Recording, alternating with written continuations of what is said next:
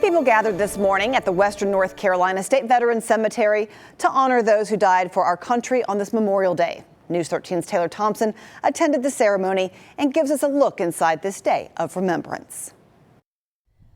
Memorial Day became a national holiday back in 1971 to honor the service of those who are no longer with us. And while for many people, Memorial Day weekend signifies the unofficial start of summer, those who spoke at Monday morning's ceremony reminds us that this weekend would not exist without those who paid the ultimate sacrifice.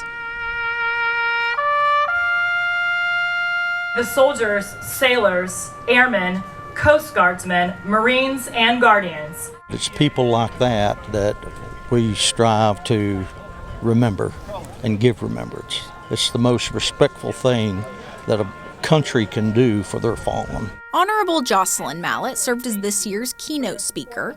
Mallett is the granddaughter of a Vietnam veteran, daughter of an Air Force colonel, and she also served on active duty for 10 years. We must use our words and actions as a living testimony, honoring their memory, brave deeds, and courageous lives as the blessings they are. With a combined family history of 153 years of military service, Mallett says we owe all of the fallen a debt that can never be repaid. Our gratitude for their sacrifice is best expressed in how we live, even after they are gone.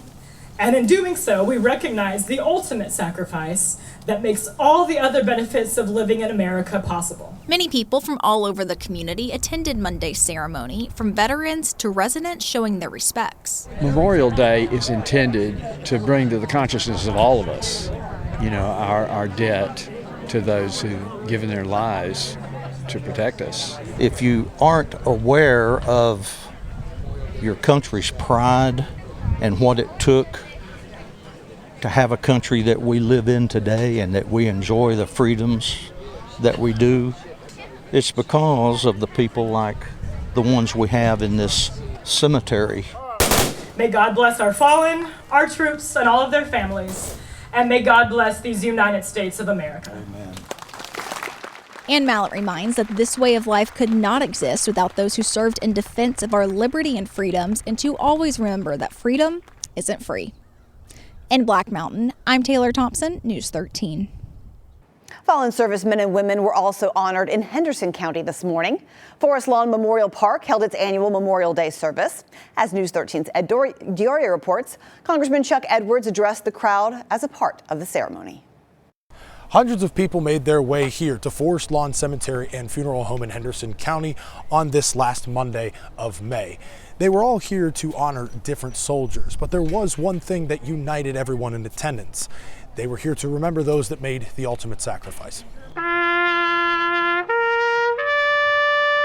For over an hour on Monday morning, salutes were given, flags were waved, and people remembered those who had fallen throughout American history.